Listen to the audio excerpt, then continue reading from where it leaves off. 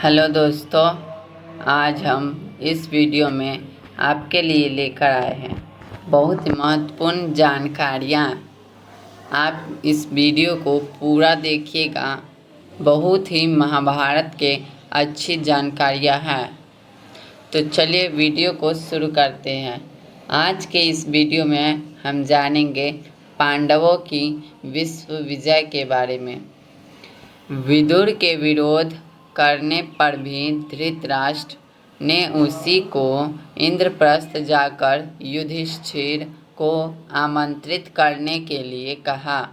साथ ही यह भी कहा कि वह पांडवों को अपनी योजना के विषय में कुछ न बताए। विदुर उनका संदेश लेकर पांडवों को आमंत्रित कर आए। पांडवों के हस्तिनापुर में पहुंचने पर विदुर ने उसको एकांत में संपूर्ण योजना से अवगत कर दिया। तथापि युधिष्ठिर ने चुनौती स्वीकार कर ली तथा घूर्त क्रीड़ा में वे व्यक्तिगत समस्त दांव हारने के बाद भाइयों को, स्वयं अपने को तथा अंत में द्रौपदी को भी हार बैठे। विदुर ने कहा कि अपने आप को दांव पर हारने के बाद युधिष्ठिर द्रौपदी को दांव पर लगाने के अधिकारी नहीं रह जाते। किंतु धृतराष्ट्र ने प्रतिगामी नामक सेवक को द्रौपदी को वहां ले आने के लिए भेजा।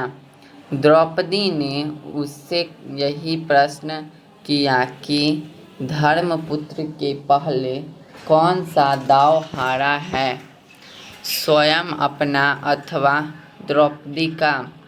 दुर्योधन ने क्रुद्ध होकर दुशासन से कहा कि वह द्रौपदी को सभा भवन में लेकर आए। युधिष्ठिर ने गुप्त रूप से एक विश्वस्त सेवक को द्रौपदी के पास भेजा कि यद्यपि यह राजस्वलवा है तथा एक वस्त्र में है, वह वैसी ही उठ कर चली आए। सभा में पूज्य वर्ग के सामने उसका उस दशा में कलपते हुए पहुँचना दुर्योधन आदि के पापों का व्यक्त करने के लिए पर्याप्त होगा। द्रौपदी सभा में पहुंची तो दुशासन ने उसे स्त्री वर्ग को और नहीं जाने दिया तथा उसके बाल खींचकर कहा, हमने तुझे जुए में जीता है, अतः मुझे अपनी दासियों में रखेंगे।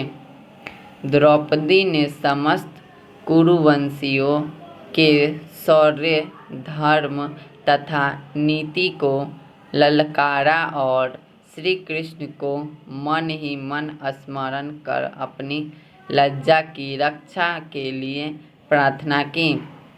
सब मौन रहे, किंतु दुर्योधन के छोटे भाई विकर्ण ने द्रौपदी का पक्ष लेते हुए कहा कि हारा हुआ युधिष्ठिर उसे दांव पर नहीं रख सकता था, किंतु किसी ने उसकी बात नहीं सुनी।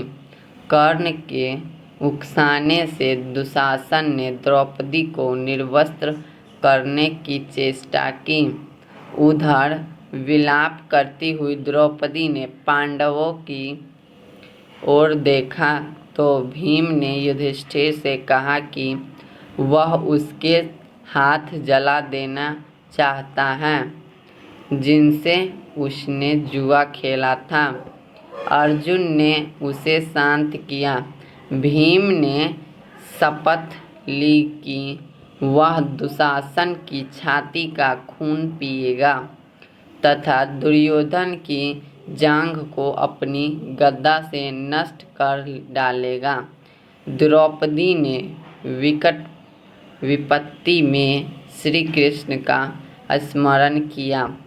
श्री कृष्ण की कृपा से अनेक वहाँ प्रकट हुए, जिनसे द्रौपदी आच्छादित रही। फलत उसके वस्त्र खींचकर उतारते हुए भी दुशासन उसे नग्न नहीं कर पाए। सभा में बार बार कार्य के अनौचित्य अथवा औचित्य पर विवाद छिड़ जाता था। दुर्योधन ने पांडवों को मौन देख द्रौपदी की दांव में हारे जाने की बात ठीक है या गलत, इसका निर्णय भीम, अर्जुन, नकुल तथा सहदेव पर छोड़ दिया। अर्जुन तथा भीम ने कहा कि जो व्यक्ति स्वयं को दांव में हार चुका है, वह किसी अन्य वस्तु को दांव पर रख ही नहीं सकता। धृतराष्ट्र ने सभा की नब्ज पहचानकर दुर्योधन को फटकारा तथा द्रौपदी से 3 बार मांगने को लिए कहा। द्रौपदी ने पहले वर में युधिष्ठिर की दास भाव से मुक्ति मांगी, ताकि भविष्य में उसका पुत्र प्रतिविद्वय दास पुत्र न कहलाए। दूसरे वर से भीम, अर्जुन, नकुल तथा सहदेव की शस्त्रों तथा रथ सहित दास भाव से मुक्ति मांगी। तीसरा वर मांगने के लिए वह तैयार ही नहीं हुई, क्योंकि उसके अनुसार क्षत्रिय स्त्रियों 2 वर मांगने की ही अधिकारिणी होती हैं। धृतराष्ट्र ने उनसे संपूर्ण विगत को भूलकर अपना स्नेह बनाए रखने के लिए कहा। साथ ही उन्हें खांडव वन में जाकर अपना राज्य भोगने की अनुमति। धृतराष्ट्र ने उनके खांडव वन जाने से पूर्व दुर्योधन की प्रेरणा से उन्हें एक बार फिर से जुआ खेलने की आज्ञा दी। यह तय हुआ कि एक ही दांव रखा जाएगा। पांडव अथवा धृतराष्ट्र पुत्रों से जो ही हारेगा, वे मृग चर्म धारण कर 12 वर्ष वनवास करेंगे और 1 वर्ष अज्ञातवास में रहेंगे। उस 1 वर्ष में यदि उन्हें पहचान लिया गया तो फिर से 12 वर्ष का वनवास भोगना होगा। भीष्म, विदुर, द्रोण आदि के रोकने पर भी धूत क्रीड़ा हुई, जिसमें पांडव हार गए। छली शकुनी जीत गया। वनगमन से पूर्व पांडवों ने शपथ ली कि वे समस्त शत्रुओं का नाश करके ही चैन की सांस लेंगे। श्री धौम्य के नेतृत्व में पांडवों ने द्रौपदी को साथ लेकर वन के लिए प्रस्थान किया। श्री धौम्य साम मंत्रों का गान करते हुए आगे की ओर बढ़े। वे कहकर गए थे कि युद्ध में कौरवों के मारे जाने पर उनके पुरोहित भी इसी प्रकार सामगान करेंगे। युधिष्ठिर ने अपना मुंह ढका हुआ था। भीम अपने बाहों की ओर देख रहा था। अर्जुन रेत बिखेरता जा रहा था। सहदेव ने मुंह पर मिट्टी मली हुई थी। नकुल ने बदन पर मिट्टी मल रखी थी।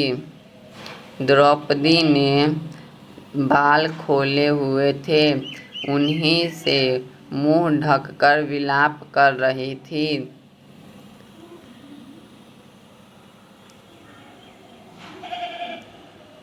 14 वर्ष बाद उसके परिणाम स्वरूप शत्रुनारियों की भी वही दशा होगी। वे अपने सगे संबंधियों को तिलांजलि देंगी। वनवास के 12 वर्ष में पूरा होने पर पांडवों ने जब अपने अज्ञातवास के लिए मत्स्य देश के राजा विराट के यहाँ रहने की योजना बनाई, उन्होंने अपना वेश बदल और मत्स्य देश की ओर निकल पड़े। मार्ग के एक भयानक वन के भीतर के एक शमशान में उन्होंने अपने अस्त्र शस्त्रों को छुपा कर रख दिया और उनके ऊपर मनुष्य के मृत शवों तथा हड्डियों को रख दिया, जिससे कि भय के कारण कोई वहां न आ पाए। उन्होंने अपने 6 नाम भी रख लिए, जो थे जयंत, विजय, जयसेन और जयद्वल, किंतु ये नाम केवल मार्ग के लिए थे। मत्स्य देश में वे इन नामों को बदल कर दूसरे नाम रखने वाले थे। राजा विराट के दरबार में पहुंचकर युधिष्ठिर ने कहा, हे राजन, मैं व्याघ्रपाद गोत्र में उत्पन्न हुआ हूँ तथा मेरा नाम कंक है।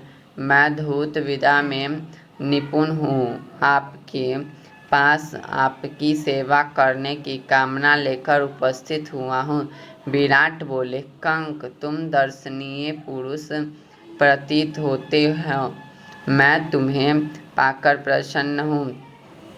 अतएव तुम सम्मान पूर्वक यहाँ रहो।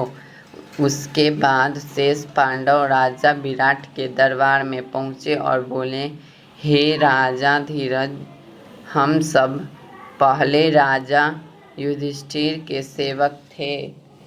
चलिए इससे आगे हम आपको दूसरी वीडियो में बताएंगे। तब तक के लिए वीडियो को लाइक और चैनल को सब्सक्राइब जरूर कर दीजिएगा।